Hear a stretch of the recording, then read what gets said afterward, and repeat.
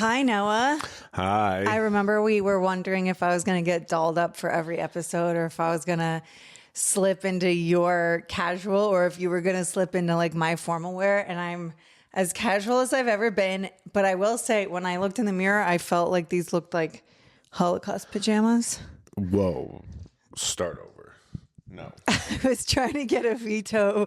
You got a veto real early on. But honestly, don't you think they kind of look like? No. What I was about to say is you have the equivalent of a fashion mullet. Your business up top, party on the bottom, sweatpants with a button down.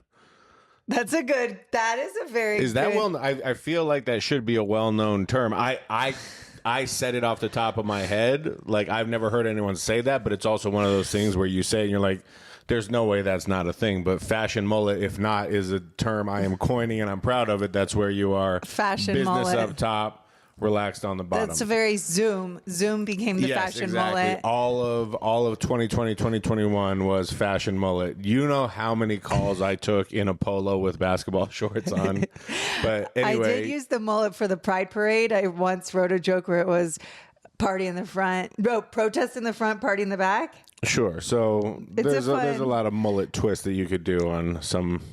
We had a Memorial Day weekend, didn't we? We did, but are we going to just get the elephant in the room out of the way? Or are we going to talk about why perhaps you're more choosy about what you're wearing right now? Or is that later on in the episode? Later on. This is the cliffhanger. Okay, stay tuned if you want to find out what is going on with Esther. In general, the weekend was good because if everyone's going to Disney, I don't want to go to Disney. If everyone's going here, I want to go where no one is. I want to go against the wind. Well, I wouldn't say we went where no one is, but we drove to Los Angeles, and the entire drive we saw all of Los Angeles driving to Las Vegas. So, and then when we drove back, everyone was driving. Yes, It was everyone was driving. We first were opposite. time we didn't hit crazy California traffic. We were opposite of traffic the entire way, and it felt amazing to be zooming by on a highway, looking at bumper to bumper, going in the other direction. I felt really bad for anyone who's in gridlock traffic. I didn't feel bad. I just felt relief that wasn't us. So perhaps...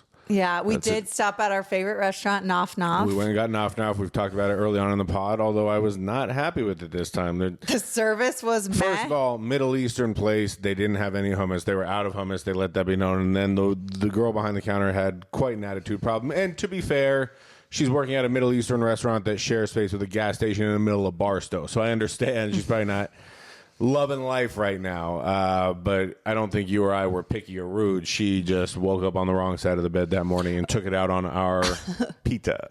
What was interesting, this has never happened to me before. She was just like, do you want some of the spicy stuff? And I was like, yeah, I'll take like a little bit. I've never had this happen. Massive scoop. Yeah, it was a heaping scoop of spicy that she just splattered all over the place so that our eyes were watering. And I watched her do it to you, and then she did the same exact thing to me. I said, and because I saw her go aggressive with your scoop, I like overemphasized just a little bit of spice, and she fucking dolloped me full spoon. She was having a day, and then how did we deal with it? Like gentlemen, we powered through the spiciest. We shut the fuck up and ate our spicy, hummus-free Middle Eastern food. Our eyes teared and everything. But yeah, well, so the weekend itself was lovely, and we can get into the weekend, but there was a bit of a crisis before the weekend, which is something that we've been dealing with on and off for, I would say, 7 years now. Our smoke alarms started going off at 2 a.m. 7 years. We've only been in this house for less than 1 year. I know, but as a couple, I, for whatever reason, wherever we go, wherever we live, some kind of beeping malfunction follows us. The first apartment we ever shared together in Brooklyn, literally, we lived next to like the building's nervous system, whatever that is, where like all the smoke, we had a basement unit, and we shared a wall with a laundry room, electric closet. You know, it was obviously healthy for our nervous system. There was something that malfunctioned in a wire with the building's smoke alarm where literally every 3 hours on the hour it would just start beeping uncontrollably.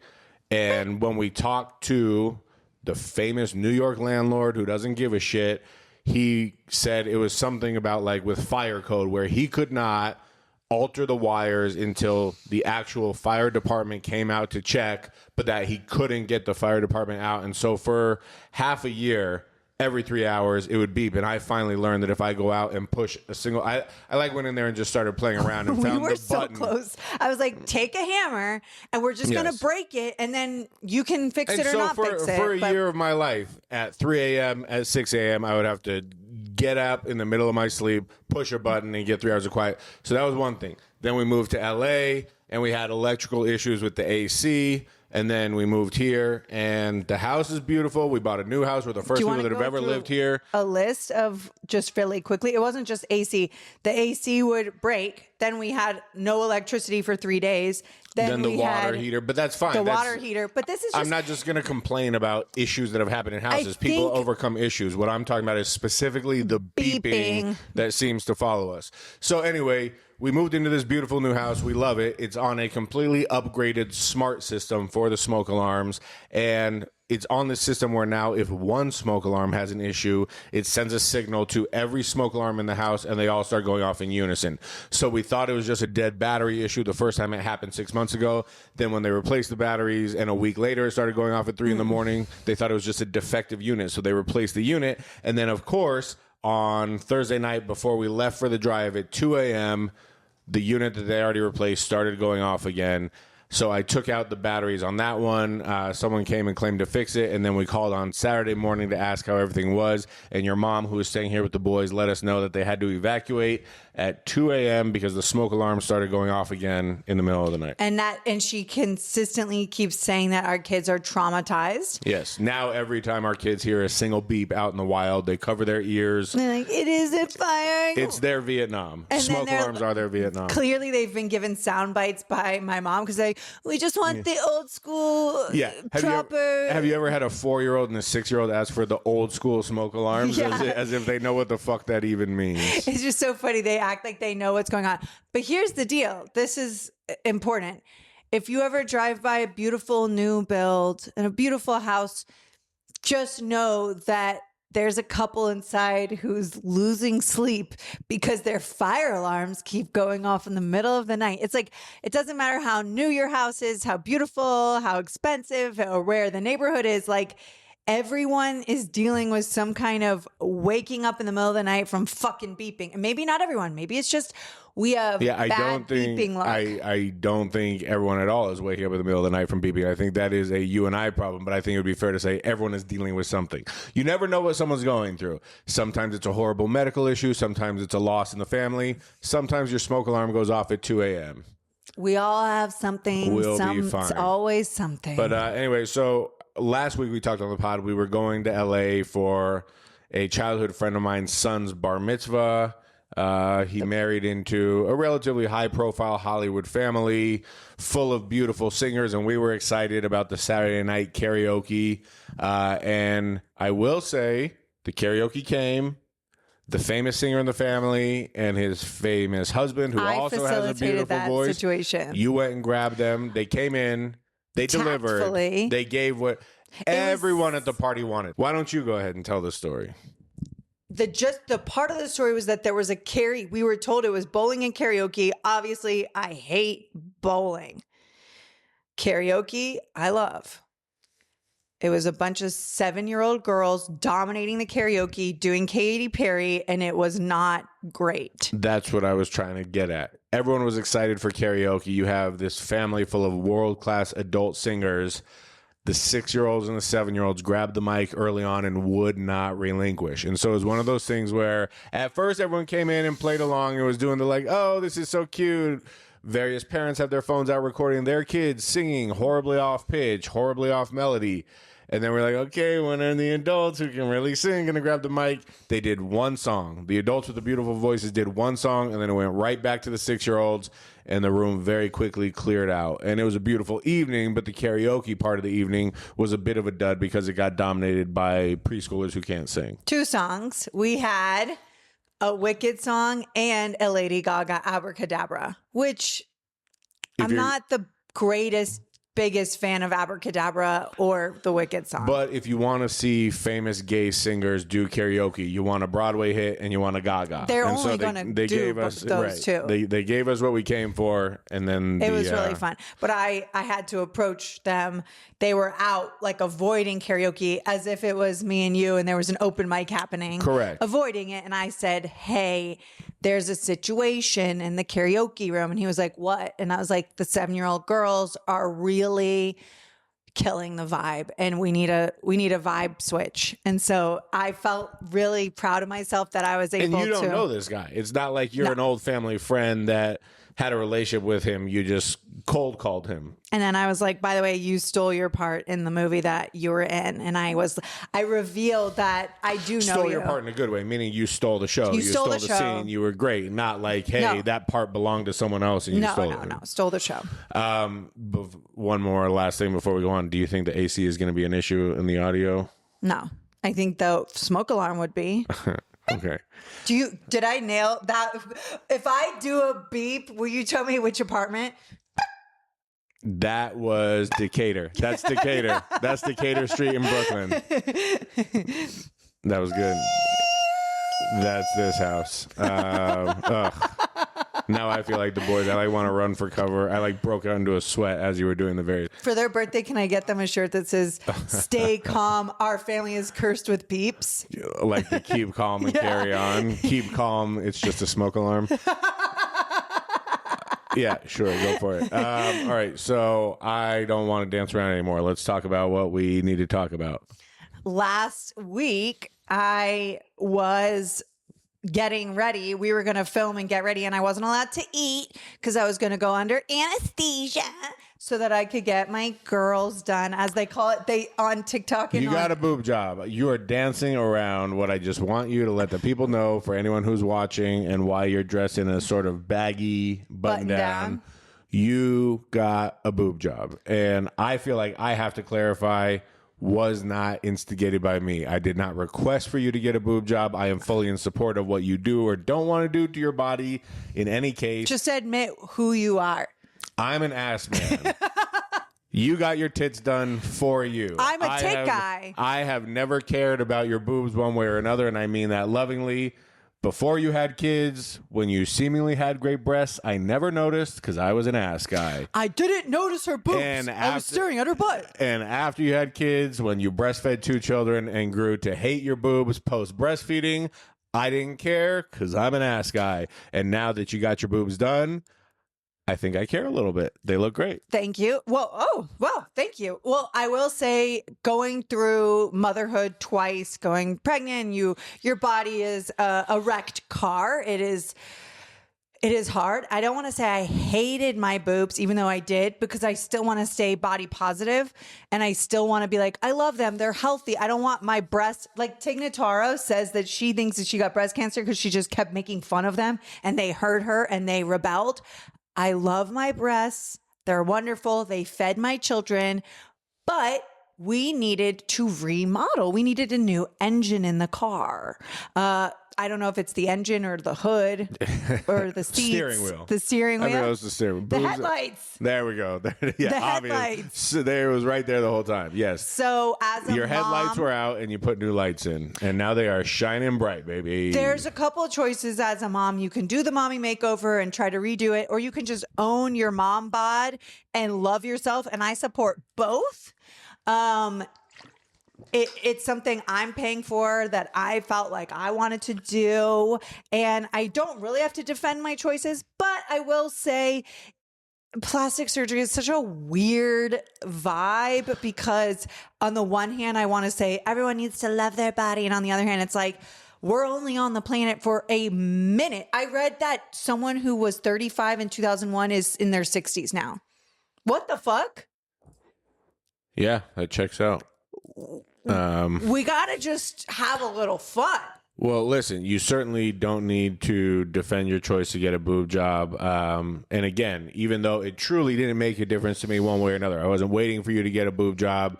I'm not thrilled or upset that you did get one. just as a man, I do feel like I hit the jackpot in that you went and got a boob job of your own accord and paid for it on your own. Like, there's a lot of husbands who have to beg their wife or subtly hint at trying to push their wife into a boob job and have to be like, I'll pay for it. And you went and did it on your own and paid for it by yourself. Now, one thing that was funny is I had to take you in for the surgery. Yeah. And when I went into the doctor's office to drop you off, I felt the stare of a nurse. I felt the judgment of a Las Vegas nurse who has probably seen so many husbands giddily dropping off their wife, being like, yeah, she's finally getting new tits. And I feel like she was bringing that energy onto me of like assuming that I was a man who was pressuring you into getting your boobs done when it was very much not the case at all. And I'm sure that exists. And I did see a guy. I mean, I've been in the waiting room for a while, and there was just some guy walks in and is like, Jessica. And they're like, what? And he goes, here to pick up Jessica. And they're like, in the back, idiot. But like, it was also like, use another word besides like Teresa. Like, use more language than just shouting your wife's name. Hey, tits, let's go. Yeah. Kelsey, Brittany, Jessica. I would say, I would guess that 80% of the clients who in 2025 are getting 2026 are getting their tits done are Brittany, Jessica. Yeah, those are the names. It's a lot of like moms just being like, I want to feel good. By the way, I have a handful of friends who've gotten their girls done. I prefer that than boob job. Okay. Who've gotten the girls done, and they're all it's them. Not a single person's like, my husband. It's like, there's no husband in this conversation. Right. As much as you and your boys are betting on sports, how often does your wife come up? That's as often as a husband comes up when we're talking about the girls. Well, I feel like that's a new thing, perhaps, and probably a better version. I'm glad that it's being led by the women. Women's elective surgery should be a choice that women are making for themselves. Our mental illness. But I definitely feel like that's probably a new thing where it's like women deciding to do it for themselves as opposed to our childhoods. At least maybe it was just the stereotype of like family sitcoms with like an Al Bundy ogre style dad. But I feel like of the past, it used to be a thing of like men and husbands hoping or pressuring their wives into getting boob jobs. Whereas now you're saying it's you and your friends deciding for yourselves to get the girls done, which is a beautiful thing. Now you have you've had very weird restrictive instructions on how to heal for the last week. How do they describe it? Raptor arms? Yeah, they want like little dinosaur, T-Rex arms where I can't extend my arms. I'm allowed to today, I think. But yeah, it's just funny because all week you kept on saying, as soon as I can move my arms, it's over for you hoes. And I was so think that's such a excited. funny thing to say. When you get elective surgery okay, let me just say, you don't just wake up slaying. You don't get to wake up with a snatch nose or gorgeous tits. You suffer. First of all, obviously the money, then you start popping pain pills. It created a giant air balloon in my stomach where I felt like I was pregnant and I was super constipated. And then I'm sore and puffy and swollen and there's bruising. You don't get to slay immediately. You have to fucking wait it out and suffer and no sleep one talks upright. about the husband who suffers silently while you go through all that. I had to be your arms for a week. I had a grumpy wife who was constipated. I had a wife who couldn't sleep because you had to sit up, which meant that I couldn't sleep. And then on one night when I finally got to sleep, as you finally got comfortable and fell asleep, and I finally got to sleep, the fucking smoke alarm went off. That was awful. Yeah. That's a good callback. Yeah. I wish it was a callback. You should use that in your skit. I did feel like I'm experienced with drugs in that I'm not new to them and I don't abuse them. I'm like, I love being like responsible drug fan, but I got a shitload of oxy from the doctor and I got a lot of which you're Valium. not taking and you won't let me take it. And I'm like, well, let's not let this go to waste. Because oxy, obviously we saw the movie Dope Sick. It's very addictive, blah, blah. Not a movie, limited series, but worse than that, worse than being like a drug addict who's like ready to suck dick for oxy pills, which was a great TV show. I think it creates such insane bloating and constipation. I love that your concern is more, that's such a Jewish statement. You're more concerned with the bloating and constipation than the drug addiction. But either way, I want to get off the oxy topic. I want to ask you. Well, I do have one last thing to say. What? I once, when I was getting the boy done, the nose, they gave me a Valium before you even get the surgery and you are loosey-goosey and ready to party. And I do think that that's a better way to go into surgery. What, on Valium? Yeah. Yeah, sure. There's a reason they give it to you. Now can we move on? Yeah. So here's what I want to ask you. You remember in The Nutty Professor when Professor Klump lost all that weight and like instantly went to buy spandex? Okay. So he got his new body and he could not wait to show off his figure in spandex. What is your version of the Nutty Professor spandex where now you've had to protect the new sweater puppies? You've got these beautiful giant breasts. What are you looking forward to wearing to show the world? How are you going to introduce your new cleavage to the world? So I have 6 weeks of a disgusting, ugly surgical bra. Again, me complaining, but it is kind of torture. Sure. I am very much looking forward to and I am like such a throwback 90s girl. I love a halter top. A halter top that just like with no bra is possibly the hottest thing on planet Earth. Okay. I'm not trying to take pictures and show Instagram, but if please. You're not going to hit the gram with the new girls? I actually think I'll be like Modest Mouse and Are be you like, going to make a post announcing them to the world? Are you going to introduce your girls the way No. people do an introductory post for when they have a new child? yeah, I'll put up the sonogram with two giant melons and say, I'm having twins. Do a photo shoot holding your own boobs, looking down at them lovingly. Twins. Yeah. No, I think that I never knew love until finally the two things that have really completed me, not my children. I think Hilarious. I will let people guess, and maybe I'll do a teaser to the podcast and say, Ooh. hey, I'm wearing this halter top. A lot of changes going on. You better listen to the podcast, episode 11, spilling the beans on my recovery. And everyone will be like, recovery? Did she what? Did she, huh? Can't think of a worse, less enticing caption. Horrible word economy, giving it away. This is the difference between me We'll and you. workshop it. Yeah. But I think I want a black halter top, and to be braless in a black halter top with cleavage is truly a luxury you will never understand. And I barely understand. So like as summer approaches, are you looking forward to bikini season? Yeah. But I think that there's a restriction for the scars where I like can't go in the ocean. I can't do this. And I'm a little bit like, we'll deal with an infection if it happens. I'm going in the motherfucking ocean. Were you hoping for a bigger, better reaction than you got from me upon first reveal? I didn't really care. I wanted you to just confirm and validate that I made a good choice, because I think on your road to recovery, and I've had many moments where I'm like, what the hell did I do? I did the biggest mistake. This is so stupid. I will officially, I'm done. as someone, again, who is definitively not a breast man, I will tell you did not make a bad decision. They look great. I'm actually excited about them. I'm proud of you for doing what you want to do to your body, and I hope that you feel good in your own skin. And there's a risk. May you wear them in the best of health. Thank you. There is a risk. People are like, there's breast illness. There's There's people online too. But here's the thing. Everything has a risk. The problem is, and I don't even like to manifest this, but like people get in the car and yet every day there's an accident.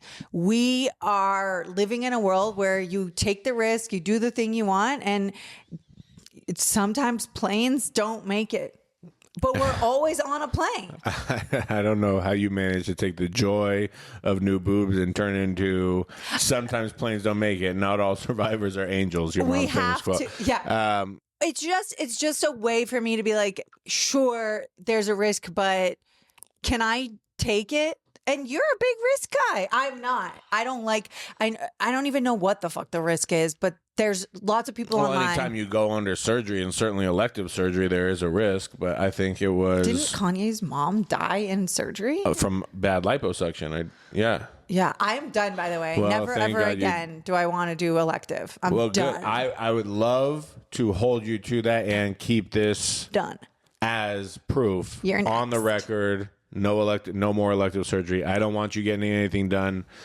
You got a nose job, you got a boob job. Both came out great. I think you look amazing as a result of both of them, but I do not want a wife who then becomes addicted to nipping and tucking constantly. I don't want facelift. I've begged you for years, and I'm glad that you have not done lip filler. All these things that you've considered, we are done. You're not going to turn your face into a science project. You look great. We're going to stop now. Deal? Yes? The Understood? surgeon with the boob job, you don't know this, with the boob job, this is such a genius move. You get a complimentary either Botox or fillers. So they're going to hook you with their hooks. But you declined them. It's on the No. It's on the account. No. I'm going to decline them. Thank you. I just think it's fascinating that they know how exciting the next procedure is Now for you. that is a buy two, get one free. You get 2 new tits, you get your lips filled up. Yeah, but we're not going to do that. I want people to look at me and think, wow, she's so natural and brave. Also, here's a hack. If you think you need to like get your skin, if you have like a freckle here, you don't like this part of your neck, whatever, get your tits done. How? Why? No one is going to look at your weird neck scar. Oh, you don't like the bags under your eyes? Get your tits done. No one will cares. No one will ever look you in the eyes again. And There that's we a go. promise. All right. Sydney News Sweeney, for baby. This week in Vegas. I watched the last episode of Euphoria. We're watching Doesn't matter. Euphoria. By the time this comes out, people are already over it. I'm not doing jarring. Of course, but I'm not doing a recap of TV shows. If you want the recap on what's going on, you can watch my show, The Spreadsheet, on YouTube, where we have bets on which character was going to die in season 3. Not to be confused with The Spreadsheet, my new OnlyFans page. I'm just joking. That's funny. This is So this week in Vegas, the only news I came up with, unless you have something more interesting, the only thing I saw is that there were 87 arrests made over the weekend for DUIs over Memorial Day weekend, which honestly, I know it sounds bad to say, but I was pleasantly surprised that it was only 87. If you would have told me Vegas, Memorial Day weekend, how many drunk drivers are they catching, I would have definitely gone over if the line was set at 87. I agree. Now, Vegas also has some like headlines about the housing market and tourism that I think are so fascinating. Okay. They're both this is a city that doesn't fit into boxes at all. And so I really enjoy it. So 2 things feel very not fitting into boxes. Apparently, the housing inventory is high, which economics, supply and demand, would mean that the prices are dropping. They are not dropping. The prices of housing is staying exactly the same and the inventory is going up. Very odd. And also, people are wondering what's going on with tourism, and everyone's saying that the tourism issue is that things are too expensive. Yes. So I feel like there's a line that everyone's just holding and being like, Vegas is just saying this is what it costs now, whether you want to live here or visit here. This is the baseline. we'd rather have an empty, expensive house than give it to you at a reasonable price. We'd rather have an empty Look at Vegas having standards. Look at Vegas. hotel room than give it to you for $200. Look at Vegas having self-respect. But we just had AMA awards. We're always having the award shows and the things. It was the CMAs last week, the AMAs yesterday. Although with respect to you talking about how they're holding the line on the cost of hotel rooms, I am seeing a lot of all-inclusive deals now for the summer where they're offering like 2 nights plus meals and tickets to a show for like $300. But of course, it's at Excalibur or Luxor, the type of hotels a lot of people aren't going to want to stay at, even if you gave it to them for free.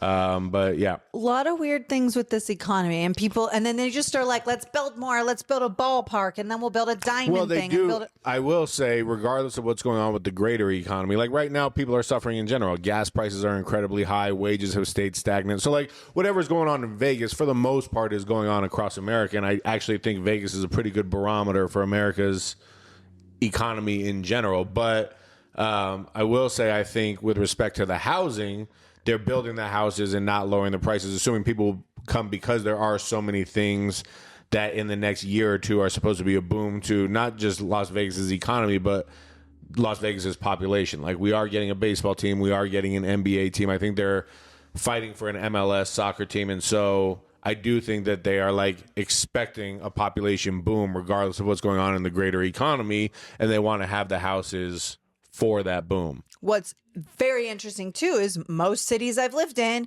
people are buying lots of property to then Airbnb and rent and all the things. That does not happen in Vegas because I think that there's a huge, I'm sure it happens somewhere, but I have not heard a single person being able to do the Airbnb thing, because I think there's a push from casinos 100%. where we want our tourists in one little strip. Any decision that gets made for the citizens of Las Vegas is made through the prism of what will affect the casinos and tourists. So obviously they are outlawing Airbnbs in Las Vegas because they want people paying to stay on the strip. All right, Joke Yard. What do you have? Oh, okay. So it's going to start. Obviously, war is on the mind. Sometimes I think about the Middle East, and you have obviously the two countries that are at war with each other. Whichever war you want to look at, they're neighbors. They're always neighbors, which means to me, if two people live next to each other, they're going to be at war. Okay. So you have the two countries neighboring each other. They're at war. And I know this even in Florida because I lived in Tampa. I remember all the rap songs on the radio for like local Tampa rappers sounded a little something like this. Fuck Orlando. We hate you, Orlando. You suck, Orlando. Fuck you, Orlando. Wait, was Tampa's hip hop station actually playing local artists as opposed to like... Occasionally there would be a local artist, and the only thing that they could do was shit on motherfucking dumb Orlando. It's funny because I hear what you're saying, but at the same time, it's not always true that it's neighboring countries. Like America is very actively in war, not with a neighboring country. Los Angeles and New York are in a one-sided war. I don't think New York cares about Los Angeles at all, but LA hates New York, opposite side of the country. There's war and there's competition. Oh, so, and you're saying Tampa's at war with Orlando? You think it... Like, America's in a competition being like, we're the greatest and we'll just beat everybody. LA and New York is like, who's better? Who's better? But when you go to like Ukraine and Russia, that's a war over territory. Correct. Then you go to like Israel and every single bordering country. That is war with two neighbors. Yes. My mom and her neighbors. So actual turf, a shared boundary that someone is overstepping. I think there's war, and then there's like this is a competition for who's best. Not to be rude, but what is the joke in there? The joke is just me trying to understand war by going back to my... Well, I'm always trying to... this is the world, okay? We could talk about airplane food. So you're trying to understand war through the lens of Tampa's local rapper radio beef with Orlando. Yeah. Okay. I guess there's something there. The point is that you put two men, to be honest, next to each other, there will be a war. Oh yeah, women famously don't fight with each other. They bicker, but they're not starting wars. So we have multiple levels. There's competition, bickering, and war. Now, men, my dad has a bit that he just thinks, Israel and Palestine always bickering with each other. Could be bickering over whose hummus recipe was first. Well, I'll tell you what, neither one of them had hummus at Nof Nof. There we go. But another callback. King of the callback. Wait, are we about to announce that my joke from Joke Yard is poo-poo caca trash? No, I would say I would call a joke poo-poo caca trash if there was a joke that just sucked. Wow. No. I'm saying I actually meant that as a compliment, meaning that I don't even think you have a joke. What you have is an idea, a premise, a thought that you haven't even fleshed out into any semblance of a punchline. What if I made a really witty, awesome rap about how much Orlando sucks? Then I would say that's a poo-poo caca joke. No one wants to hear you. Oh my God. No, I actually think there's something there. I think the premise, I'm not entirely sure what your premise is, and I don't think you're entirely sure what your premise is. Anyone who's neighboring, anyone who shares a boundary is ultimately in a war. So I will say that is an interesting premise. I'm into it. I like it. It's not poo-poo caca. I like the idea behind where you're getting at. I don't think you even have any form of a punchline yet, so I can't judge. So let's hear you do it. It's not my joke. It's not your joke either because there's no punchline. But I like where you're going. What it's not a stolen joke. You know what I think? I think you need something funnier than Tampa versus Orlando. I think you can start by, you look at the world today. I've noticed, of course, anytime someone shares a border, ultimately there's going to be war. And then you can start with, Israel, Palestine, Russia, Ukraine. So you give these very big, bold, depressing examples, and then you move on to my mom and her neighbor. That's kind of funny. And then I don't know that Tampa, Orlando is going to resonate with enough people, nor do I think most Americans are smart enough to realize how close Tampa and Orlando are to each other in Central Florida. But I think if you can go my mom and her neighbor, that's a funny example to like break down going directly from warring nations to something happening in your personal life, and then find some kind of, again, I'm just riffing here, this is going to be a shitty example, but if you did like Menchie's Yogurt Land, like something innocuous where it's two things that are at war with each other for no reason, that are both kind of silly, happy places. All right. So not a good joke. Not a good premise. Not a good joke I'll yet. workshop it. Okay. But again, I don't even know if you care enough about that to, yeah, sure, go for it. I'm not here to discourage you. You got new tits. You can do whatever you want. Yeah, I don't. I definitely want to have the personality of a flat-chested girl. Oh, you don't want to let new boob, big cleavage confidence take over and affect your comedy negatively. Also, I have a bunch of jokes about clown tits, and I'll just be honest, they're a little bit bigger than I expected them to be. But they do. It's fine. They look good and natural though. Like, you got the kind of breast implants that don't look like obvious breast implants, which was your biggest concern when selecting a doctor. Yeah, you didn't natural. Want the round beach balls. All right. So for my joke yard, again, this is not a good joke. It's not something I'm excited about, but I was working the cellar last night. It was Memorial Day, and the host asked if it was anyone's birthday, and there was someone whose birthday it was, which gave me entrance into my very old joke where they were talking about having Memorial Day birthday, so I got to sympathize with having a birthday on holidays. I'm a Christmas baby, so I have a whole joke about how someone couldn't believe a Jew was born on Christmas, blah, blah, blah, ha, ha, ha, Jesus was born on Christmas. You were born Jewish. on Yes. December 25th. Correct. So anyway, I was going through my notes, and one like add-on to that joke that I never used was the other response I get when people find out that I'm born on Christmas is some people try to blame me like, oh, you're trying to upstage Jesus. Like, oh, you think your birthday matters on Christmas? And I was saying, I had a joke in there, like, we don't do that with any other date. Like, if someone was born on March 3rd, you wouldn't be like, oh, so you think you're better than Alexander Graham Bell? And then you could be like, well, I'd love to call and wish him happy birthday. And you know why I can do that? Because he was born. Did you know that his birthday is? I think I looked up.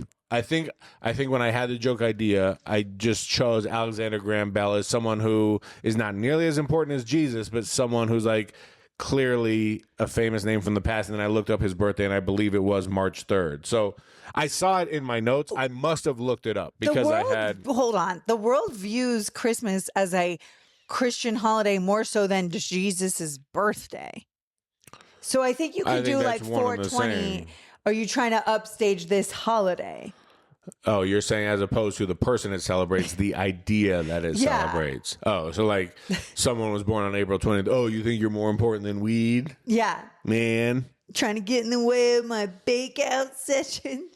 Yeah. Yeah, I get. So to be perfectly honest, I pulled that joke up to have something to talk about in Joke Yard. I could care less about this joke. I like it. Nor am I interested in developing it. But do you really think there's something there? I think there's something there if you do holiday and not birthday, and if you pick a really funny holiday. Well, it has to have something to do with the birthday because the whole setup for the joke is that your birthday is on a holiday. No, but I'm saying Jesus's birthday, like got it. Instead of it's you. Oh, you were born on 420. Like, come up with a really so funny holiday. don't come up with another person that shares that holiday. Come up with an important 1st? date. What are you trying April to do? Fools, Ruin every April Fool's joke? Right. Like, you were born on Valentine's Day. You think you're more important than love? Yeah. Okay. That's actually where you should go with it. St. Patrick's Day. Oh, because we shouldn't be drinking and wearing green. Okay. Maybe I'll try it this week at the cellar. Obviously, being born on Christmas is the least relatable material of all time because it is the least birthday of all time. But last night when I did that, it almost never happens. But last night when I did that, there was a woman who was born on Christmas that shouted that out. And then I got to go on a fun riff. I'm not a crowd work Is she comic. trying to steal your thunder? I asked her if she was Jewish, and she was like, no. She like very aggressively said no. So then I got to go into a fun riff exploring what religion she was. And maybe I'll put that out on a crowd work clip. Probably won't, because I'm too lazy to get it, edit it, and post it. But I had a fun moment in the room, which I very rarely have. All right. So anyway, you need to hang out with a Jehovah's Witness so that you can be like, good, it's your birthday. We don't celebrate anything. Where are you next? What do you want to promote? What do you have going on that you want to let the people know about? Zero Bond on June 16th.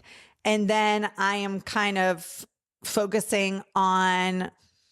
I have to create some dates on the East Coast because I'm committed to making a wonderful summer with my children and going to Florida. I don't want to jinx it by putting it out there, but we are hoping right now our calendars are completely open for July and August because we are hoping that we'll be on the East Coast shooting a movie that we wrote with our famous comedy friends that we think is greenlit. We know we have producer, director, all the right elements attached, financiers. We're just waiting for contracts to be signed, deals to go through so we can finally get the dates on the calendar. But hopefully one of these days, the podcast will be full of a wonderful announcement that we're making a movie. Movies are like a relay race where it starts with the writer and the writer hands the baton off to a director, or producer hands that off to someone. Yeah, there's a lot of Right parts. now, the person who's got the relay baton is the lawyers, which is so fun. And so we're hoping the lawyer will cross the finish line, break the ribbon, and we can announce to all 16 of you. Cannot wait.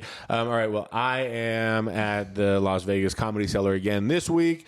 2 shows every night, Monday through Sunday, 7 p.m., 9:30 p.m. And then also I have started my new YouTube show all about prediction markets. It's a comedy-based prediction market show. We're not trying to give advice on bets. We're just trying to highlight the funny trending bets in pop culture, sports, politics, finance. It's fun. Watch it, youtube.com/@spreadsheet show. I'm really proud of it. We're trying to grow it. So far, the response has been good. So again, comedy, spreadsheet comedy. Subscribe, watch it, do all the things. I'm at the Laugh Factory for 7 days. Oh, there you go. You do have shows on the books. I think the first week or second week of yeah, whenever you finally June. Remember what dates you're there. You're at the Laugh Factory at the Why do I Horseshoe need in to Las remember Vegas. anything anymore? All right, bye. My Raptor arms.